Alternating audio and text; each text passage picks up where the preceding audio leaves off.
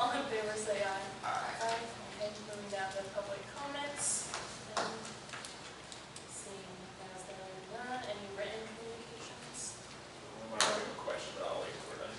Okay. All right. So no written in public, some new business, software use plus. Yeah, I've done a bad job of making sure everybody signs off on this annually like we're supposed to.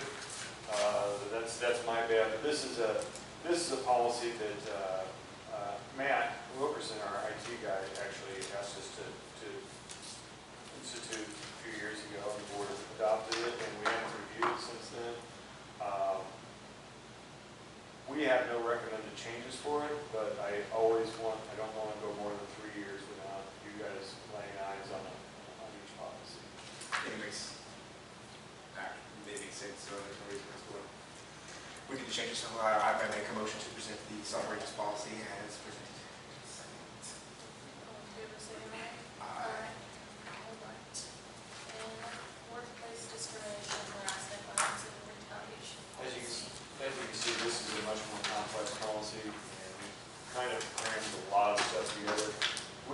This is based on the city of Decatur's policy, and it did not occur to me until late this afternoon that maybe I should reach out to the city and see if they've made an amendment to it. And so I haven't gotten a response to that yet.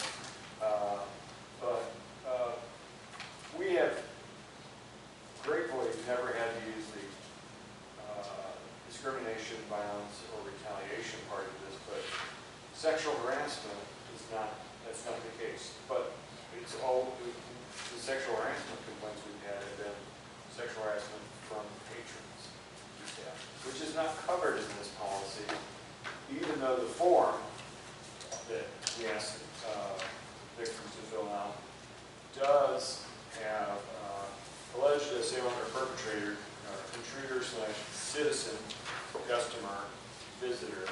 So it is, and the law requires us to protect staff from sexual harassment from not only supervisors, co-workers, but also vendors that we work with, contractors that we work with, and patrons that come to the door. So I wonder if we should put something about that on here. And in the past, we had people fill out a patron incident report for sexual harassment from a patron, which makes it public, which makes some people probably less likely to fill it out. So we've revisited that and made it clear to staff, you don't have to do that. There's a private way to do that with this by filling out this form. That's happened once. And what I do usually is I immediately get Jordan on the phone and say, here's what happened, and I'm going to send you the insert report, and we'll do whatever you advise to do. But I don't know if you guys, the law says we have to do it. I don't know if it needs to be in policy if the law says it, but again, I did ask for some clarification. And I've never been sure that I like all these things being lumped together in one policy. I do see some issues. So, yeah, but there is a lot of overlap too. So I don't know if you want to wait for to see if the city has revised it. The good thing about when we base we've got a couple policies that are just essentially taken from the city. The good thing about that is the legal footwork has been done and we don't have to pay for it.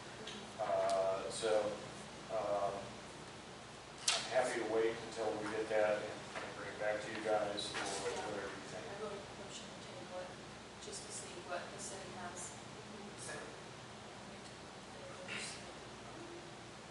Not for a motion.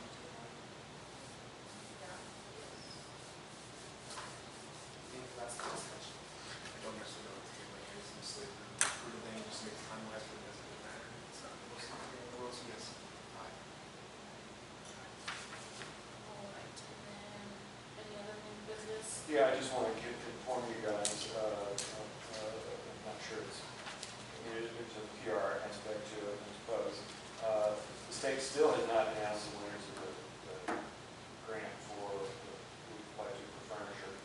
I was at a meeting at the state library last week ago today, and I was told by the director of the state library that we have our answer very soon.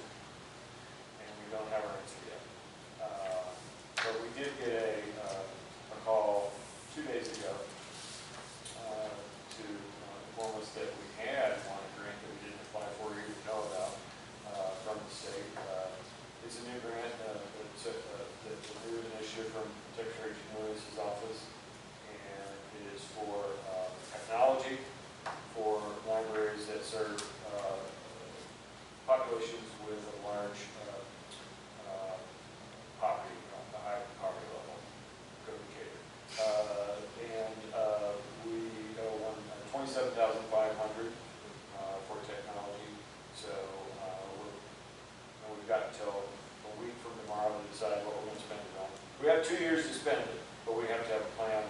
That doesn't see if it was like more like classes, or was it like actual, like computers? Yeah, I asked for some clarification today. I got on the phone and talked to them, and what they said was it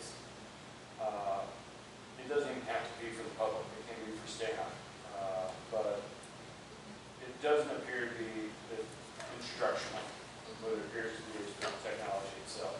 But it was interesting. One of the things that we've been considering doing this year was getting hold blockers in the front, and the hold blockers have to talk to our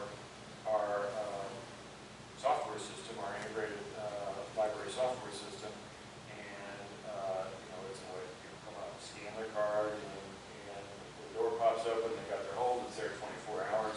They didn't consider that, even though one of the goals of this was to increase capacity, service capacity. I'm like, that increases service capacity because it's available 24/7. So that would not be eligible, but one of our self-check machines went belly up. They said getting a self-check machine for inside would fall under this. Also, recall that this is year 2 of our 3-year plan to replace every computer in the building.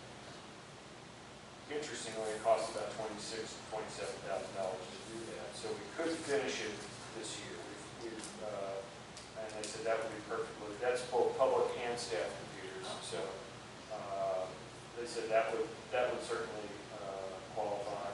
We've also talked about enhancing technology for meeting rooms, enhanced cameras and things like that and they said that would qualify. We won't get up to $27,500 with that. So perhaps they'll let us do a couple of things. So it's a good problem to have, but it's a big turnaround on the side of things. I personally would give my vote of endorsement towards replacing the general maintenance computers. I think every hour we're open, we have someone available to check files, so self-checkout machine. I personally, not that I'm anti technology, I was not we use our patients in the first place. I don't think we use our staff in the first place. And then 2 links to the other one being cameras. I think the most effective use of that for would be and I'm not even sure we need to replace that third. So we had 3 self-check machines. No matter where we move them to, and we tried it a bunch of different places, 2 of them do 80 to 90% of the work. One of them gets kind of ignored no matter where we place it. So that is the one that went belly up. And so, and there are cheaper ways to do it than getting a kiosk. The kiosks are eye-catching and draw people to them. But there are tabletop self-check machines. I mean, we could just set up a table and have the equipment on there, and it's a lot cheaper. I just don't know if anybody would be notice to use it unless you something to draw people's eye to it. Yeah. But I think, and I talked to the leadership team today, and I think we're pretty much in agreement that 2 seems to be doing the job. So. well, I guess we're looking at that. What I saw in action, I really asked. Probably the most beneficial thing. And we've got to replace the computers. I mean, they're Windows 10 computers, which isn't going to be supported after 2025, so it has to be done.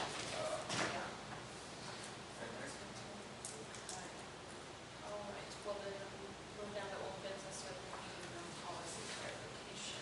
Yeah, I just wanted to, there were a couple of things as I was about to type the final version of this up, a couple of things I wanted to be sure that I got right. And one, in the very first paragraph, I'm wondering if I should put some language about that we will not charge a fee to not-for-profit community government organizations for the first 48 hours of use, because after that, we could say in the ensuing paragraph. The other is that you look at the paragraph that's mostly red at the bottom, it doesn't really make sense the way I wrote it, so I think it should probably read something like not-for-profit community and government organizations will not be charged for the first 48 hours of use in the calendar year. Thereafter, those organizations will be assessed a fee according to the attached fee schedule and the then just chatting with Carl beforehand, the last sentence there on that page, I wrote, failure to do so more than twice in a calendar year will result in the library canceling future events. That would seem to indicate the third time would be when we stop, but Carl indicated you guys' intent was on the second time, so it should probably read failure to do so more than once in a calendar year. And as long as those I thought it would have been the third time that they, like, they failed to cancel 2 times, then, so it's just once. No, meaning they did it once and they did it again. so failure to do so more than once. Okay. So yeah. But one, who passes? Who did not? You did pass it, and it's effective January 1, but I just wanted to make sure I got it. I just want to make sure that before I type it up and send it, we're going to be sending it to people who book rooms a lot, just to give them a heads up. Yeah, So for when we do the agenda for the full board meeting, can you place as an action item? I know obviously it's already policy, it's been placed, probably word and has to go through a committee to get passed over the full board, but it's not a new policy, so it's what it means. right. Yeah, or, I mean, it's you guys' call. I'm not even sure it has to be. You guys, because the full board has already passed it, I just want to make sure that I've got the right intent and wording. That's you guys' call. I don't think it has to go back to the full board. It still has the same intention. Jordan's okay with it? All right. That's my answer there. But it never, it never. I'm qualified to give that advice myself, that's the answer. I hear you. I'll ask him. Or I can just put it on there and then we save. Yeah, I would say, We save $150 an hour consultation. True. Okay. Yeah, all right, go ahead. That's the safest thing to do.